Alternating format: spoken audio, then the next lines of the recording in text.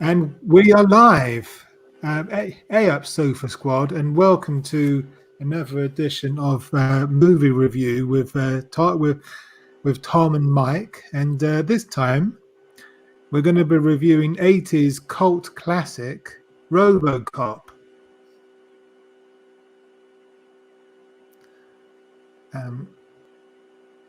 So, Tom, you said you were watching it.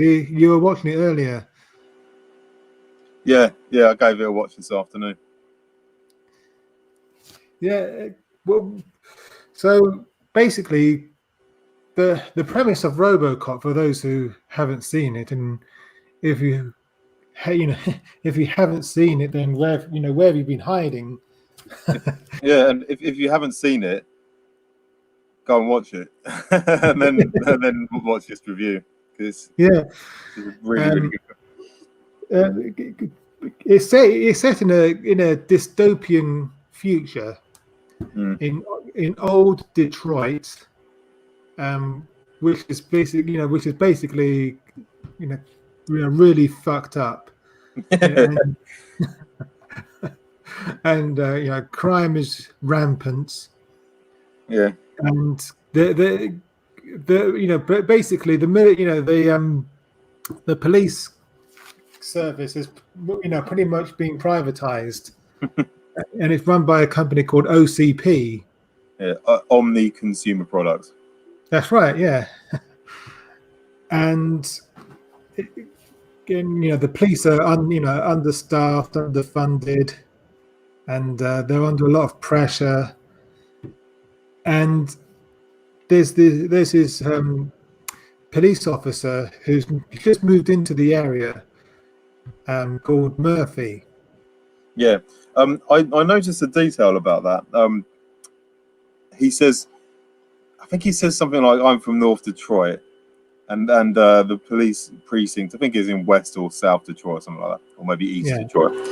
And he says, he's in the locker room. Some guy goes, "Where did you transfer from?" And he said, "Oh, North Detroit." And he says, "North Detroit? Welcome to hell." So, it's like because OCP transfers people. Apparently OCP are transferring loads more cops into this area because it's just so awful. Yeah. So I think we're supposed to get the impression that he's moved from a relatively calm area into this hellhole. Yeah. And he obviously his family's moved with him, and so he's a good Catholic family man, married, one son. And how do things go wrong for him? They go, very wrong. Because he turns up at the precinct, and there's talk about the cops going on strike. They're complaining, like the problems you just mentioned, underfunded. They're sort of losing the war against crime because they're underfunded, undermanned. There's a man. There's cops getting killed left, right, and centre as well. That's like a big theme of the film. And in comes Murphy, and he's kind of bright-eyed. He's kind of, he's like you say, he's come from like a relatively sort of peaceful district of Detroit, and he goes out. He meets his new partner, who's Lewis, and she says, "Okay, right, I will go out," and that they go out on their sort of first beat together, and then it's quite. This illustrates a really good point of the film, I think. A good quality of the film, which is it's so concise. It's so tightly scripted. They don't mess around. Murphy, I think, if you haven't seen it, then go and watch it. So, like, spoilers. Murphy never, well, in his current form, he never sees that precinct again. No. They go out on their first sort of beat, I guess, and then they're in the car and they spot Clarence Boddicker, who's like the head of some criminal gang in old Detroit, who's wanted for under suspicion of murdering a cop, and they follow him to this sort of old sort of deserted factory, isn't it? Something like that. Yeah. And there's a nod to the Italian Job, isn't there? Is there? What in the back of the van? You mean? Yeah, because they blow up the safe to get the money, and all the money's burnt. And Brodicker's complaining to one of his stooges. He says the money's all burnt. We can't spend this. We can't use this. And he says, "Oh, you told me to blow the safe. What did you want? Come on." Yeah. Oh yeah, it's kind of like you're only supposed to blow the bloody doors off. Exactly. Yeah, yeah. I'm for that. I haven't considered that before. And yeah, because they follow them to the factory, and they somehow, I guess, they all just run inside, or maybe they think they've lost the cops. Yeah, they think they've lost them. I think because they seem quite relaxed when they're in their hideout, don't they? Because one of them's watching TV and stuff like that, and then Murphy comes around, and they split up. Which I wouldn't split up in that situation. No. I'll be too scared. I guess cops is that what cops do? I guess it is. And Lewis gets sort of like knocked out, and she falls down this sort of pile of piping or whatever. And Murphy, he shoots one of them because one of them goes for a gun. They're in this room, and they're both watching TV. And but the irony of that is that he's the one that gets shot is he's preaching at a meal who's smoking and say those things will kill you. Yeah. And the mill says, "What, you want to live forever?" yeah. And then the irony is he's the one who gets shot. Yeah, he's dead like within a couple of minutes of saying it. And then he sort of like he has his gun trained in the mill. He's like he says one of his basically his catchphrase, isn't it? Dead or alive, you're coming with me. Yes, exactly. So he's got his gun trained, but then two other members of the gang sort of train their guns, and they sort of like come from different angles, and then Clarence Boddicker comes, and he's trapped. Yeah, and they I think Clarence Boddicker first wants to know where the partner is, and then the one who knocked her off, he says, "Oh, I took her out." So I guess he thought that he'd killed her when he hadn't. Yeah. And they execute him in his. I mean, first Clarence Boddicker uses a shotgun. He's pinned to the floor, and he steps on his arm and blows his hand off. Yeah. And then the rest of the gang just sort of like shoot him while he's standing up. And this is another point about the film. There's two sort of main versions. There's the unrated version and the theatrical version, I think. Right. The unrated version is the most gory. And I don't know if you remember this. The first time we watched Robocop, I think, if memory serves me correctly, it was like it must have been like late 80s or very early 90s. It was out on video. Yeah. We'd just gone to either Chessington or Thorpe Park, one of the theme parks near where we live. Yeah. And we came back, and I've done, Mum and Dad, I just think we picked up fish and chips, I think, and they just couldn't be bothered to like. Mum obviously is knackered; she could be asked to cook or like try and find something to watch. And we had a video man used to come around on Saturday nights, like in a van, and he parked in our cul-de-sac. He lifted up, and I think out there they couldn't find anything sort of wholesome to watch. So I think it might have been Dad who just thought, "Screw it, we're watching Robocop." This looks good, because he hadn't seen it before, so he probably wasn't aware of how bad it was. But how gory it was. But I'm pretty sure that we watched the unrated version. I think this bloke, this video man, I don't know his name. Do you remember the guy's name? Dan, the video man. Oh, is it Dan? Oh, yeah. No, Sam. Oh, Sam. Sorry, Sam. Yeah. Oh, yeah. Sam, the video man. Yeah. He must have got his hands on like the unrated one because I've seen both versions, and I definitely remember the execution scene in the unrated version is quite horrific. They blow off his hand, and then when they're shooting him, his arm comes off, and it goes on for a lot longer than the I actually watched the version I watched, this afternoon was the theatrical version. So it's a little bit less gory. It's still pretty bad anyway, Yeah. But but the unrated one, it just goes on for a long time. It's horrific, Yeah, so they basically blow his arm off, and finally, Clarence Boddicker, the leader, he offers, he gives the coup de grace, he shoots him in the head, and then that's it. And then Lewis finds his body, and then the next thing you see him getting rushed to hospital, and it's just really good. It's so good. So the shots involved, as what are those things called? When they give you electric shock to try and revive you. Is it ERG? I can't remember. I don't You know know, actually. Yeah. you know what I mean, when they go clear, and they, Yeah. as he's doing that, you see like his dying sort of. I mean, he'd be in real life, he'd be long dead, wouldn't he? Yes. The injuries. He's Would have killed him instantly. he got shot to that, plus all the other. I think his body would give up. But for the sakes of, that's another thing about this film. I think Paul Verhoeven, the director, I think this is his style. It's all, especially in this film, because it's sort of a theme of the film, is an excess. Everything's sort of like ramped up to like 11, isn't it? In this film, the violence, everything really. And anyway, you see like his dying thoughts. You see like he's remembering his wife, saying goodbye to him as he's driving away, and all this. It's very dramatic. And then obviously you hear the flat line, that he's dead. I'll skip. Oh no, we'll leave it there, because then I think when they go out, I think we see the first corporate scene at OCP before.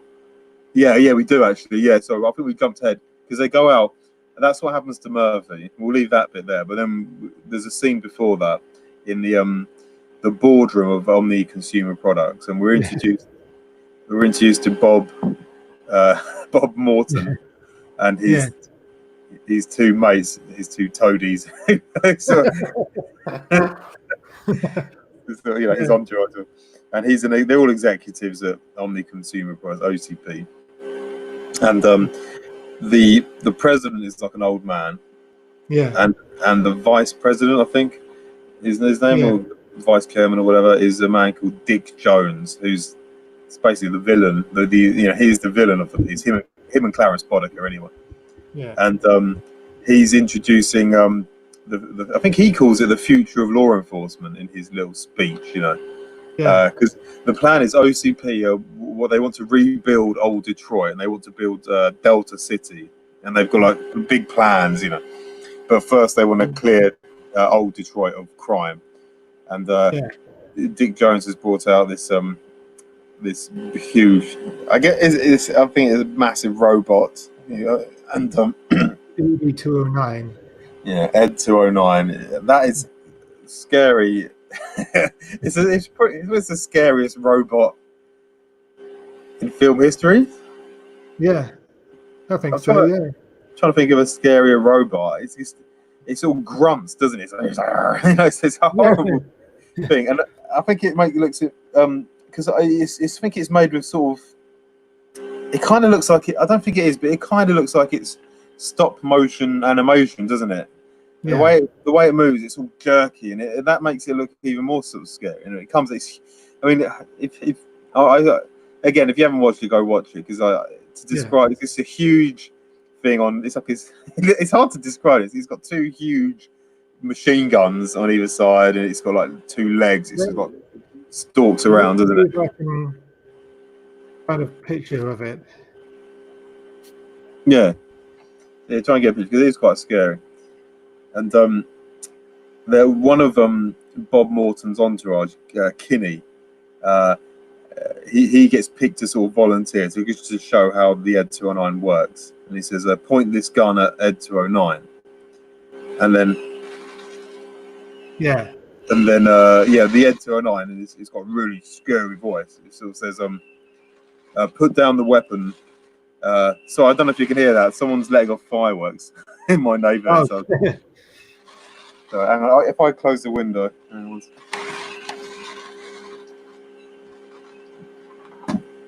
Oh, that's better. And yeah, there he is. There he is. I was what is that? Origami 3D paper model kit. I'll be here tomorrow night. That's that is. Oh, it's quite reasonable actually. Like down from 136 to 15. That's pretty good. Anyway, he drops the gun because Ed 209 says you've got 20 seconds to comply. Drop the gun, and so he drops the gun. But the Ed 209, it doesn't register him. He's like, you've got 15 seconds to comply, and then Kinney starts running around, and like all the other executives are sort of like pushing him away. Yeah. It's sort of like weird. It's horrible, this scene, but it's kind of comic, isn't it? Everyone's sort of pushing away, and then he gets sort of out into a clearing in the room, and Ed 209 just like unloads on poor Kinney and kills him. Yeah. And this is another difference between the theatrical version and the unrated version. The unrated version, he just keeps on mowing into him for ages. It's horrible. You see, like his bodies get ripped apart. In the theatrical version, it's a bit less than that. And that's the scene I remember as a kid. I think that's the first. Yeah, that's before. Actually, yeah, in the film, that's before that's before Murphy's death. So, yeah, that was when I was like, "Fucking hell!" Cause I must have been. I think I must have been like 9 or 10 or something when I watched Robocop. That is way too young to watch Robocop. But I think our parents were just exhausted and they didn't know what kind of film it was. But it's a bloody good film. I like to think it hasn't warped my mind too much. But yeah, I mean, did you remember watching that for the first time? Because I was pretty shocked, I have to tell you. Yeah, I do, and I do remember seeing it for the first time. Yeah, and that scene that we've just been talking about, it also it kind of sets, it gives us a little bit of what's the word I'm looking for? But it sets up the dynamics between Bob Morton and Dick Jones. Yeah. It sets them up as adversaries, basically. Yeah, because the old man, basically, he has a go at Dick and saying, this is terrible kind of thing. And I think Dick Jones tries to say, it's just a glitch. And he's like, you call this a glitch? And then, because Bob Morton, he mentions it as, as they're going up the elevator to enter the boardroom before the meeting. He mentions it to his two friends. Kinney was one of those two friends who just died. Yeah. But he says to them, I'm working on a kind of contingency project. So and he's saying, it's just a waste of time. But now it's gone wrong. He sees an opportunity and he approaches the old man and he says, I've been working on the Robocop project, which is designed to just in case something like this happens. And the old man says, okay, have a report on my desk or give me a presentation in 20 minutes or whatever. And he sort of goes above Dick's head, and then they exchange like a little look and Dick looks completely pissed off. Yeah. Yeah, so that sets up the dynamic well. And he's sort of boasting to his friend, his remaining friend, and he says, "See, that's what you got to do in the big leagues. You see an opportunity, you go for it." And then his mate goes, "Shame about Kinney," and he's like, "That's life in the big city." It's horrible. Yes, that's right. It's heartless. Yeah, it's hard. And that's another theme, isn't it? It's just like corporate callous greed, isn't it? It's like Bob Morton's a bastard. He doesn't care really. Does he care about law enforcement? Maybe a little bit. But his main top priority is to be successful, to be a successful executive in this company. And that's what the whole thing is. Obscene, isn't it? It's like a horrible corporation controlling the police, So that's another. That's enough. I said before about how tightly scripted this is. I actually had a look on the the time bars. I was watching it. Sorry, just to interrupt you there. In answer to Greg's question, we're actually talking about the original RoboCop, the '80s one, not the remake. Oh God, no. I was thinking we could briefly touch on that, after we've talked about this one, because it's worth comparing. But the it's so. I remember I looked at the time, the time bar when I was watching this film. I think it was something like 15 minutes in, and we're already have been given so much information. It's set it up beautifully, Yeah. And it's just so tightly scripted. They don't waste time. They don't think, I reckon when you're writing it, you'd be forgiven for thinking, we need to sort of have Murphy settle in and get to know everyone, and they could have had a few more scenes where but they didn't. You're straight in, aren't you? You're straight into the tragedy, because it's about Robocop and it's about Murphy, Murphy's humanity sort of fighting back against this. But anyway, I'm jumping ahead. We'll go back to hospital. Murphy's just flatlined. He's dead. And this is another great piece of exposition, which a lesser writer would have written in a different way, I think. The screen goes black, and then suddenly we see like a point of view shot, and it's sort of Murphy, aka Robocop, and you see sort of scientists sort of looking over him, and Bob Morton looking over him, and they're sort of like fixing him and drilling and sorting his vision out and stuff like that. So we're sort of he's all back online, so to speak, but he's Robocop, and that's a really cool thing. I think we see it from his point of view as he's fading out, and then he comes back in, and now he's there are all these executives and scientists are sort of talking to him, and they sort of I think they unveil him at some kind of office party, don't they? And then it's New Year's, I believe. New Year's. That's it. Yeah, so that's another good bit of exposition. We see that time has elapsed. Yeah, exactly. Yeah, time has elapsed. It's taken this long for him to like get online and stuff. And I think this is important. Bob Morton's friend, the surviving friend, he asked him, "Can we get rid of the arm? Can we, where do we stand legally?" kind of thing. He says, he signed a release form, so we can do with him whatever we want. There's that sort of like callous disregard for humanity. And the next scene, they take Robocop to the police precinct, where Murphy worked before, and they basically do the last few kind of checks. And this is an important bit. Bob Morton looks at him and says, "What are your prime directives?" And actually, for the main, what is it? Uphold the law, uphold the public trust, serve. I can't remember what it is. Uphold the law and something else, isn't it? I can't actually remember all three. But then number 4 is classified. Yeah, you see, he doesn't say it, but you see it from his point of view, and he's got like a little bit of text comes up on his internal computer, whatever, and it says, Directive 4 classified, and that's like a nice little mystery. For later. Yeah, exactly. That's cool, isn't it? It's nice.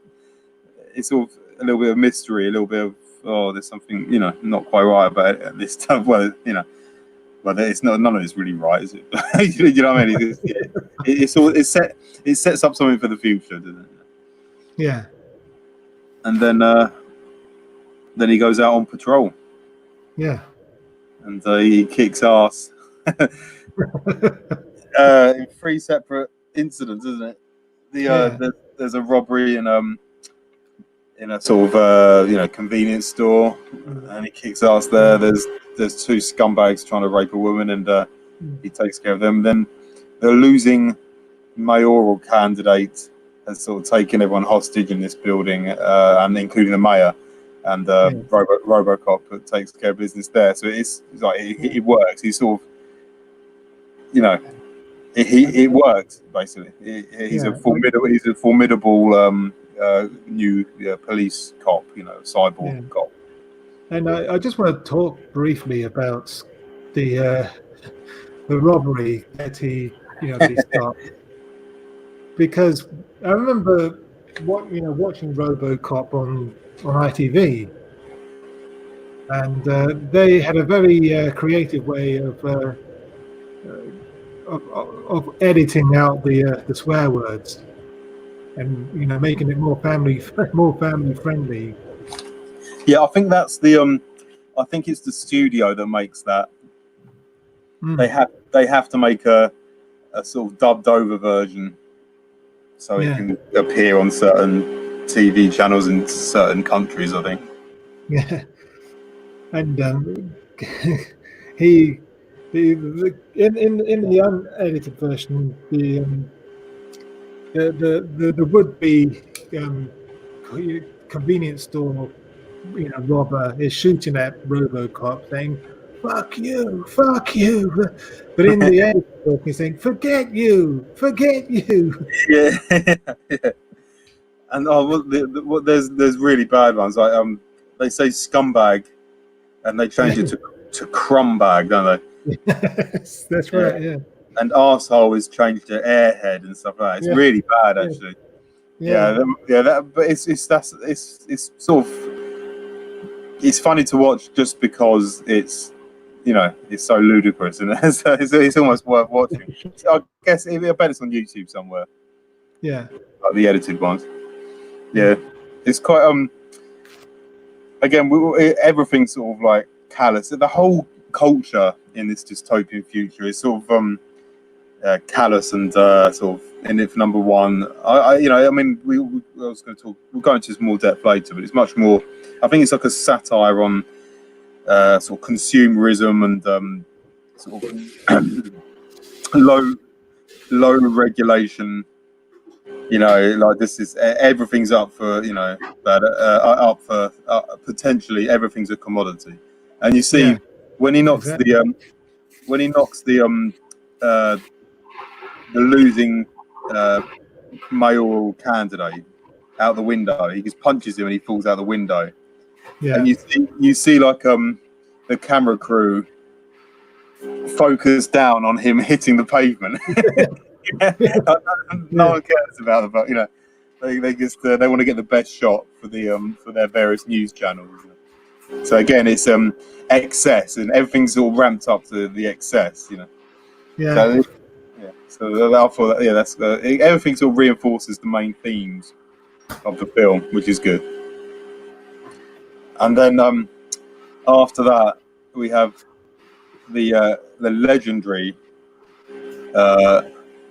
Dick Jones executive toilet, or sorry, executive bathroom scene. yes, yeah, We have. I think I'm not. I think it's just another executive we haven't met before. He's sort of saying, "Welcome to the big leagues, Bob," kind of thing. Here's we're going to. I think Bob's just been made one of the vice presidents. So he hasn't taken. Dick Jones is still number 2 in the company, but yeah, Bob Morton's been promoted, basically, and yeah, he now has access to the executive bathroom, whatever. And him and this other bloke, they're talking about Dick Jones, and I think Bob Morton says, "Oh, he's all bark and no bite." I think he calls him a pussy as well. yeah, Yeah, because that guy's like saying, "Oh, you want to be careful. You want to watch out for Jones. He's a real shark." He's like, "Oh, fuck Jones," and he says, "He's old, we're young, and that's life."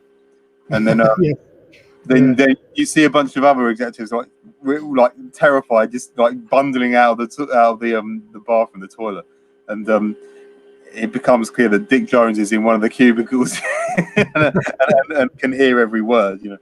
And then the other bloke who Bob Morton's talking to, sort of like, he sort of says, "I've got to go, I've got a meeting," and he sort of like pisses himself a little bit because he's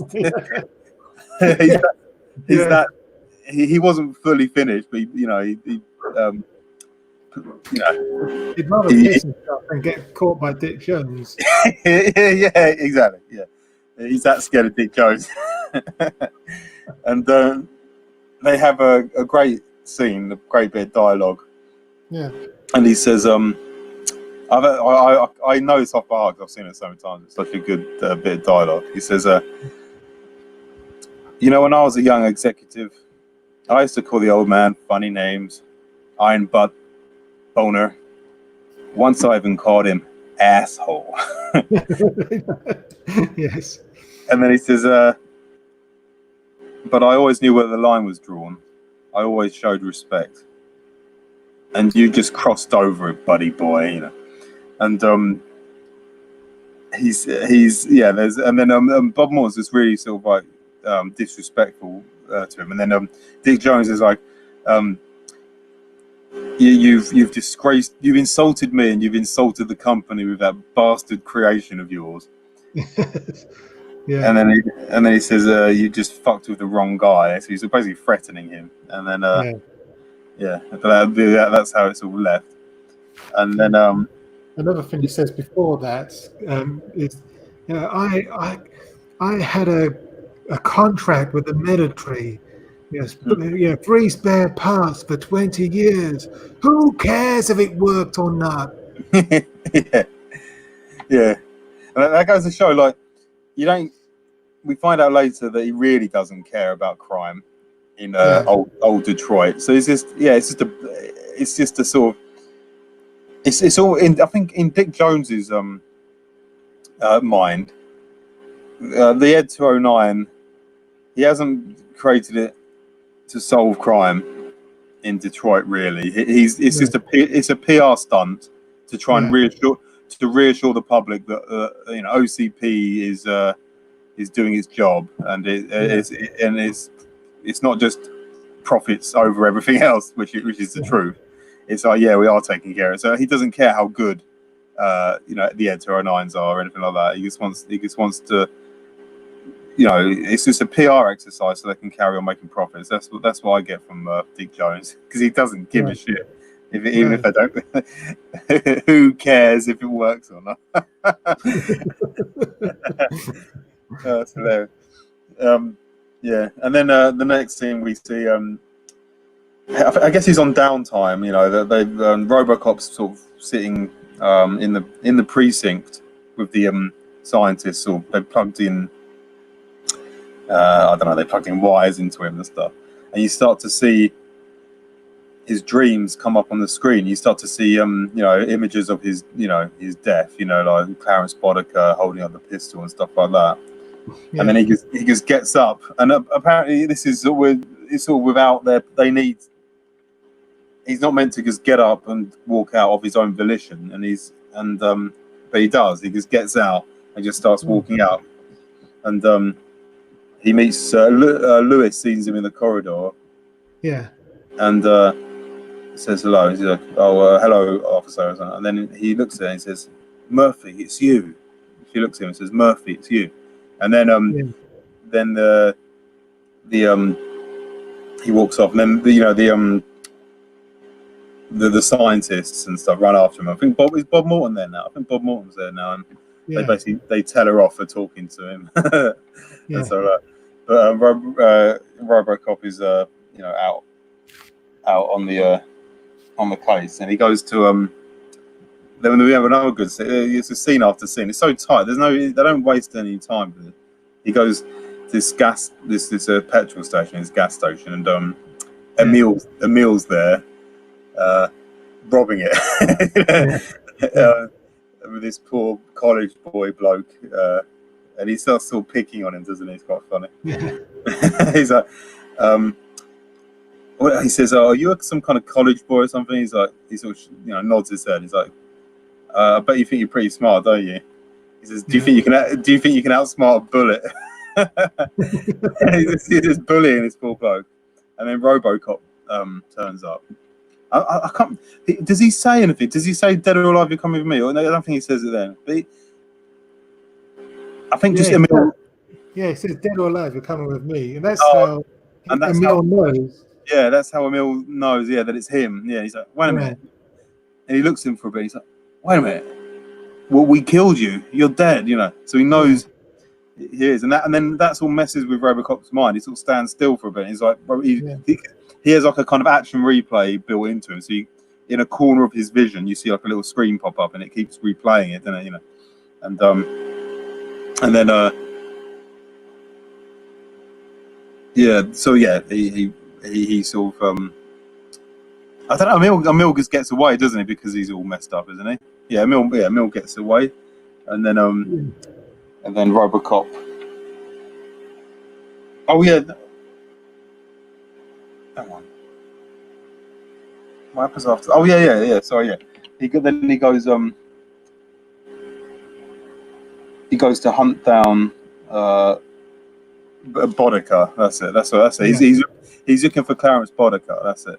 And he goes to the a club and to is it one of the other Leon? I think is the name of the Yeah. other. Yeah, he goes to this nightclub and starts beating up Leon because he wants to get to Bodica. Yeah, And that's right. Yeah. yeah, and in the meantime, we see Bob Morton celebrating his promotion Yeah. in style. Yeah. He's got champagne, cocaine, and a couple of hookers in his apartment or his house. Yeah. And then there's a knock at the door, and it's Clarence Bodica, and Yeah. he shoots Bob in the leg, and he falls down. And he says, "There's so many." That's another good thing we'll talk about later. Robocop has got loads of really great bits of dialogue, just really quotable quotes. And he walks in and says, "Bitches leave." Yeah. Gee, Bobby, are you gonna call me? Yeah. And both the hookers will run out. And then Bob's on the floor. He's obviously crippled with this bullet to the kneecap or whatever his leg. And then he puts on this. It's like this is thing. Robocop predicted DVDs, didn't it? Because he gets out a CD, puts into Bob's DVD player, and then it's a video message from Dick Jones saying, "You're probably on your knees right now, begging for your life." We could have been friends, but you went over my head, and that hurt, Bob. And what else is there? I'm cashing you out, Bob.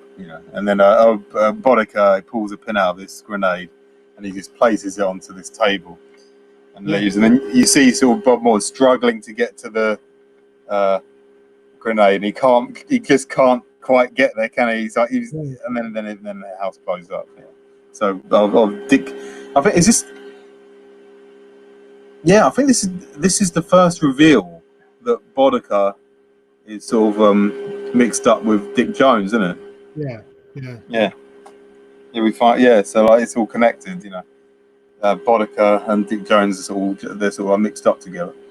Yeah. And and then obviously he got Clarence Bodica to murder Bob Morton for messing with him at the OCP, and then. Obviously, Clarence Bodica doesn't know this yet, but he's got Robocop on his trail. And the next scene, we're in a sort of cocaine factory, and Robocop storms in, and there's loads of people there, and they're all shooting him. And he's a really good shot, obviously, because he's a robot. So he just sort of shoots them all, and then he starts sort of interrogating Bodica, throwing him through glass windows, and that's when Bodica gives up Dick Jones. He says, I work for Dick Jones. Dick Jones works for OCP. OCP runs the cops. You're a cop, So he takes him in and arrests him. And he takes him down to the police station. And then Dick Jones obviously bails him out because he says, "Just give me my fucking phone call." He's quite confident, isn't he? And then obviously Dick Jones sort of bails him out. And then Dick Jones says to him, "Oh God, you really screwed up. You mentioned my name. Yeah. That Robocop, his brain is admissible as evidence." Yeah, that's it. Yeah, because he can record. Yeah, he can record anyone. And then obviously Robocop's found out that Dick Jones, so he comes in to arrest Dick Jones. Yeah. But then this is when Directive 4 kicks in. Yes. Which is he can't take any action against an employee of Omni Consumer Products. So he tries. He says, "You're under arrest." He goes, and then I like the way Dick Jones sort of plays this. He's like, "Oh, that sounds very serious, officer. Well, come and arrest me then." He holds out his hands, Yeah. and then he starts sort of malfunctioning because I think he said if you violate Directive 4, if you take action against a OCP, an OCP employee, then it says, I think it says you'll shut down or something like that, isn't it? Yeah. And he starts starts to like malfunction, and then he gets into a fight with one of the ED 209s, isn't it? Yeah. And but yeah, they have problems with stairs, don't they? So it's it's funny because you see like this sort of robotic foot of the ED 209 sort of probing for like the floor that isn't there because there's a stairs, and then it gets sort of like does like a sort of roly poly down the stairs, which again it shows that Dick Jones built this piece of crap that can't even walk downstairs. It's just he starts kind of squealing like a wounded animal. Yeah, it's weird, isn't it? It's like yeah. And then he's out in the car park, and the cops have been ordered to sort of destroy him as well. Yeah. I guess the OCP ordered them to and they shoot him, and like there's bullet holes in his sort of breastplate, and he manages to escape to this abandoned mill. It's Lewis who picks him up, isn't it, in the car? Yeah, Lewis saves him, takes him to this abandoned mill, and which is the steel mill where they hang out, where the gang hangs out, and where Murphy meets his end. Yes, of course. Yeah, that's the same place. Yeah, of course. Yeah, and Dick Jones orders Clarence Boddicker to destroy Robocop, and he gives them these sort of ultra futuristic bazooka guns to do the job. Yeah. And then you see, there's a really touching scene in the steel mill where Lewis is sort of talking to him because he takes his sort of it's like a helmet thing that covers up half of his face, and he takes it off, and he's a bit messed up, so he's sort of practicing his aim and all this, and he's talking about his family. He says, "I can feel them, but I can't remember them." Yeah. And she's about to say something. He's like, "Go away." No, he says, "Leave me alone." He doesn't want to talk about it. And you can see he's like he sort of get a sense of what he's lost, what they've taken from him. Not just the criminals that murdered him, but also OCP have sort of revived him in this horrible sort of like grotesque way. They've basically commodified his entire humanity, haven't they? And just they've taken what wasn't theirs to take. Really, it's really good. And then that sets us up for the final showdown with the horrible gang. What's it? I'll look him up in a minute. The actor who plays Clarence Boddicker, hats off, because what a horrible. You really hate him, don't you? He's such a nasty. Yeah. He's a real scumbag, isn't he? He's just a wicked, horrible scumbag. There's no redeeming features about this. This is the really horrible, nasty, murdering criminal gang. And so they go to the abandoned steel mill, and they try to take out Robocop, and they try to shoot him with the bazookas and they miss, and he manages to take out a couple of them straight away, doesn't he? Shoot them. Yeah. And then there's this horrible scene. You see, they all kind of deserve their fates, don't they? But Emil, I think he's driving a truck towards Robocop, and Robocop gets out of the way, and he crashes into this big vat of what is it? Toxic. Acid. Yeah, it's acid or toxic waste. Something horrible. Anyway, why it's there at a steel mill, we don't know, but it's there anyway. Yeah. Because Clark's. Yeah, but I don't know.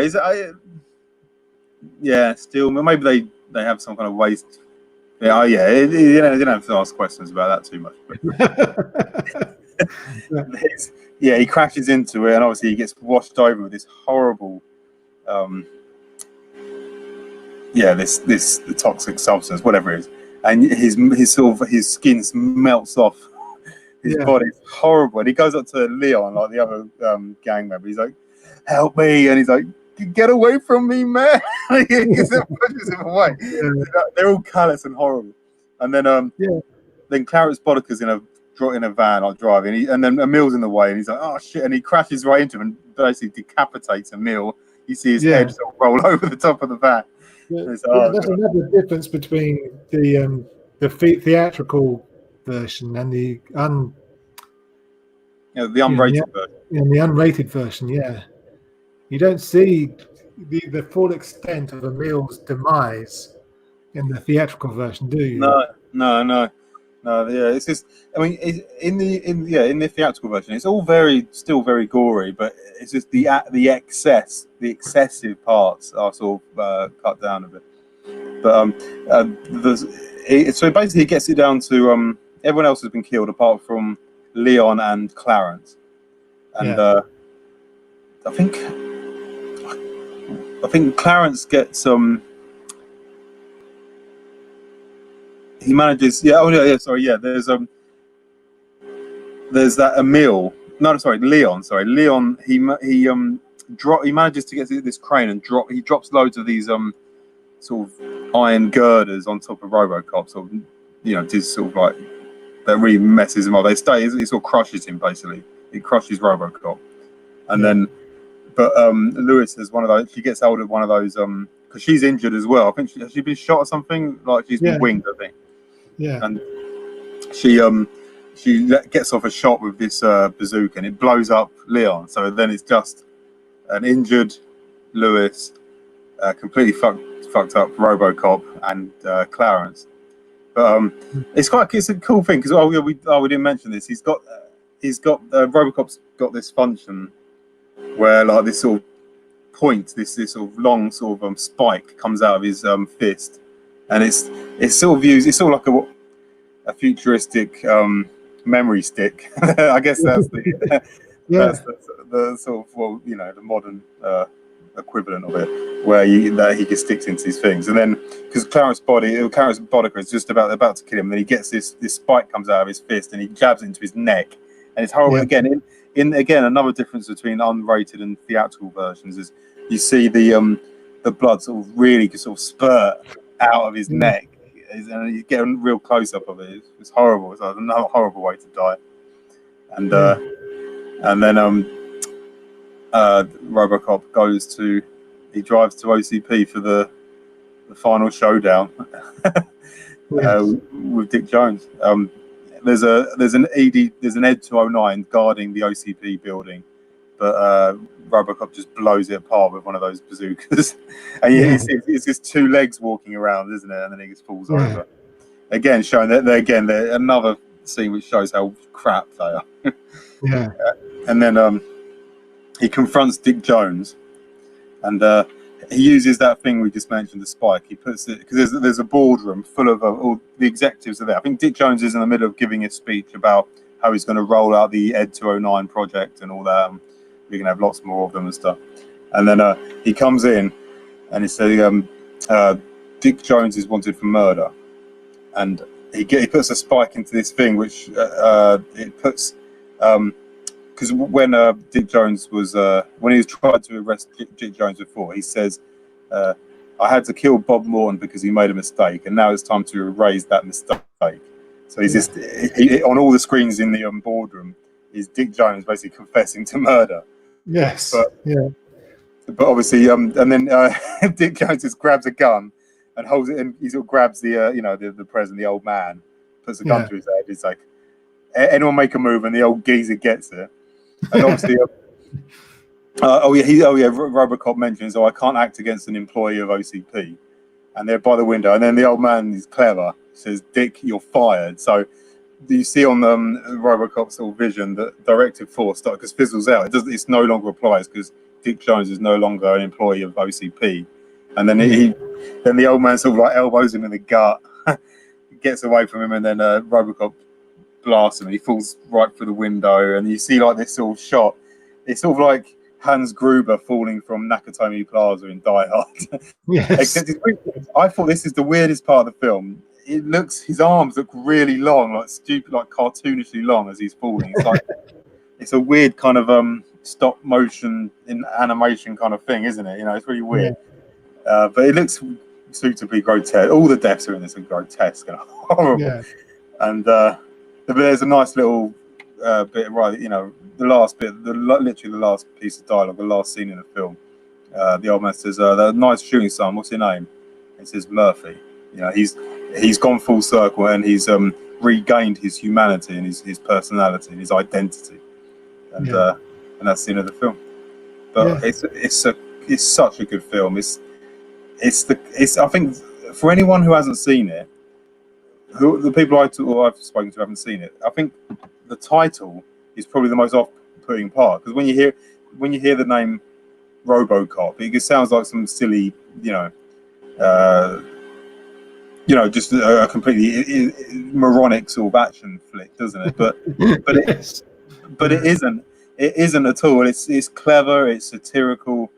It's just really tightly plotted. It does everything that it sets out to do, and it's really you can't watch RoboCop and not think about it again. It stays with you, this film. Yeah, definitely. And a couple of things that we didn't mention were the news bulletins, for one. Oh yes. The news bulletins are very clever, ways of giving us, the viewers, some extra, information. Yeah. Some background information, if you like. And it also points out to the how messed up the world is. Like in one of the news reports, there's been some like weird accidents. I think it's like a satirical sort of I think it's satirizing. Can you remember that in the United States there's something called Star Wars? It was meant to be like lasers shot from space that would intercept and destroy a Soviet nuclear missile. And in this report, it's saying lasers from satellites were accidentally activated and like blew up this city in America or something like that. But it's just like the way they tell it. It's just like it's like a local news station reporting like a cut up a tree. They quickly move on to the next thing. It's really great. It's great. Again, it's dystopian. It's basically the whole film. Well, the whole OCP, the privatized police force, is basically it's satirizing 80s consumerism and deregulation and all that, isn't it? It's sort of like it's taken that, and I think a lot of good satire. It sort of like blows it up to an absurd, excessive parody of it. Just to make the point very clear. And it does that really well. Like you really get a sense, like the callousness that they show to their fellow employees when their fellow employee has just been killed, and everyone just it's like another day at the office kind of thing. So what was the second thing we didn't mention? I'd buy that for $1. Yeah. Oh yeah, God. It's like the bloke who's part of the criminal gang who gets shot early on. Him and Emil are watching it at the start. The store owner, when Robocop goes out on his first patrol, he's watching it. They're watching it through this window when they're preparing, the gang, when they get their bazookas for the first time. You see it on there, and I think you might see it on another occasion as well. It says throughout the film, you see this. It's like they're watching. It's like a sitcom with some dirty old man and large-breasted women, basically, isn't it? And And I'd buy that for $1 is his catchphrase. But I mean, speaking of, I spoke to a friend about this. He said that he played it with a few mates. There's a game apparently. It's kind of like a. This would be very hard to explain to non-British viewers. It's basically RoboCop quotes Mallet's mallet. So you're in a circle, and you go round, and everyone has to say a quote from RoboCop, and it keeps going round And if you can't think of one, if there's hesitation or deviation or whatever, then you're out the game, you know. And it Yeah. keeps going round until there's a bit. And there are very few films that you could play that with, I think, because you know they just don't have that many quotable quotes. But RoboCop has so many. The whole film is just packed full of really great lines that you remember. You know, like Clarence Boddick has got great lines like "Ooh, guns, guns, guns" and all that. You know. Yes, exactly. Dick Jones has got like, yeah. So the dialogue is superb in this film, really Yeah. good. And And, oh sorry, go on. and I think at first it went straight to video, didn't it? What, RoboCop? Yeah. Did it? I didn't know. I thought it was a theatrical release. I thought, pretty sure it was in the cinema. I think it was eventually, but I think upon its first release, it went straight to video. But then it got a cult following, so there was demand for it, and then I think it did eventually get released to the cinema. Oh wow, God! If that's true, then I might have watched it even younger than I thought. You know, if you went straight to video in '87, I was I was 5 years old in '87. Yeah. So I wasn't that young, but when we watched it, but you know, I think it was like it came out on video a couple of years after release, usually, didn't it? In the United States, a couple of years later, it would start showing up to rent, you know, in video shops, wouldn't it? So I was probably about between the ages of 7 and 9, which is horrible, graphic, violent film. But yeah, speaking of going back to the news bulletins, you see that in Starship Troopers as well, which is another Paul Verhoeven film. So he he also directed Total Recall, which is another great film. They're really good. I was thinking. Oh, sorry, go on. Where we see the actor playing Dick Jones in Total Recall as well.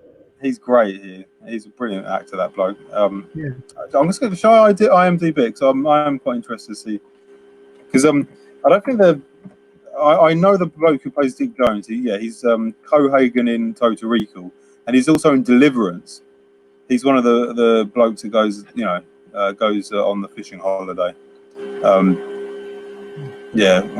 Dick Jones. Ronnie Cox is the bloke who plays Dick Jones. Kurtwood Smith plays Clarence Boddicker. Miguel Ferrer plays Morton. He's been in a couple of other things. I saw him in a. Did you ever watch that? The Stand. That Stephen King sort of like. It's about a big plague that hits America, and it's super flu, which is quite prescient actually, considering the pandemic. And he's in that. That Miguel Ferrer, and he's also in what's that film with Catherine Zeta-Jones and Michael Douglas about drugs and all that? I can't remember, but yeah, he's in that anyway. I remember that. Peter Weller is RoboCop Murphy, and Nancy Allen is Lewis. The old man. That's he's on IMDb. His character is the old man. Dan O'Hurley is his name.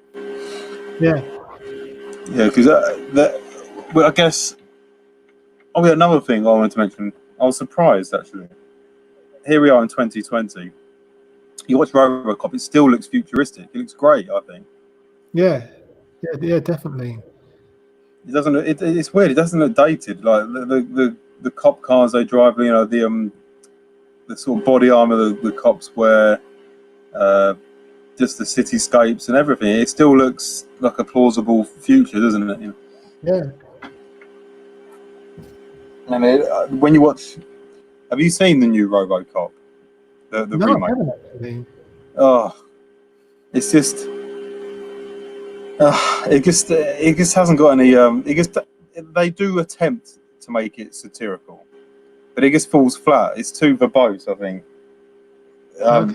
The exposition in RoboCop is just, they don't tell you if they can show you it. You know what I mean? And it works on a real visceral level as well. And it's so tight. I don't even know what the running time is. It feels like 80 minutes, doesn't it? It's probably a bit longer, but it's just so it's such a there's not a moment wasted in Robocop. It's just beautifully written, beautifully directed. So it's just the pace never slows down. The pace is quite slow in the new Robocop in a lot of parts, and they've also made it like it's weird. They try to sort of make out that they're controlling Robocop a bit, like almost sort of remote controlled. I can't remember the exact details, but there's a weird. I remember watching, thinking, this doesn't work, and also the way he dies is like a car bomb rather than being horribly executed.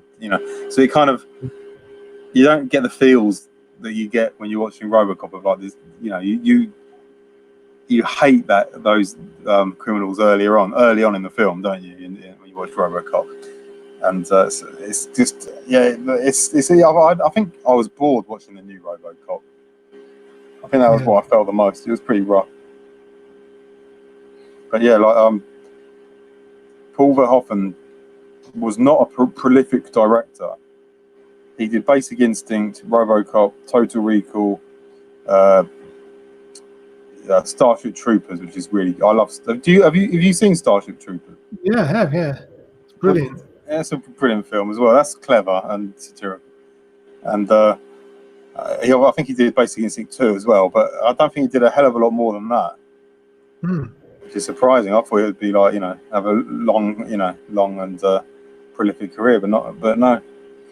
But yeah, it's just a superb film, and if you haven't seen Robocop, watch it because it's just an experience. It's just it's a classic '80s film. It does make you think, what the hell has gone wrong with films? When you watch a film like Robocop, when it just seems so effortless that the way that they knew what they were doing. They knew what worked and what didn't work. There isn't long, boring, unnecessary scenes. The action, the pacing, the dialogue, everything was just spot on. And you do wonder. There's no films like Robocop anymore. No. When they tried to make one, it wasn't like it was crap. That reminds me. One more thing, they made a remake of Total Recall as well. Yes. And that was even worse than the Robocop remake. That was just absolutely awful. That was. They took everything that was good and ruined it. Yeah, I haven't seen it, but I remember you telling me at the time. Guys, that's another. It's really boring as well. Really boring. And Total Recall is just like a thriller minute, like roller coaster ride. It's just you can't imagine that story. They managed to take that story and make it boring, which is some feat. Yeah. Sad, isn't it? Yeah. Hopefully, another Paul Verhoeven is out there somewhere and in film school, and he'll rescue the current film industry, because it's crap at the moment, in my opinion. Yeah, I agree. That's a happy note to end it on. Yes, but I just hope that we've whet people's appetite, to seek out the original Robocop and watch it and be blown away by it. And no pun intended. Exactly. And next time we'll discuss Robocop 2. Yes. Because that's just as good, in my opinion. Yeah, and I haven't seen that for a long time, so it'll be a treat. Yeah, definitely. So until then, I'll say farewell to everyone watching, and we'll see you next time. Bye for now.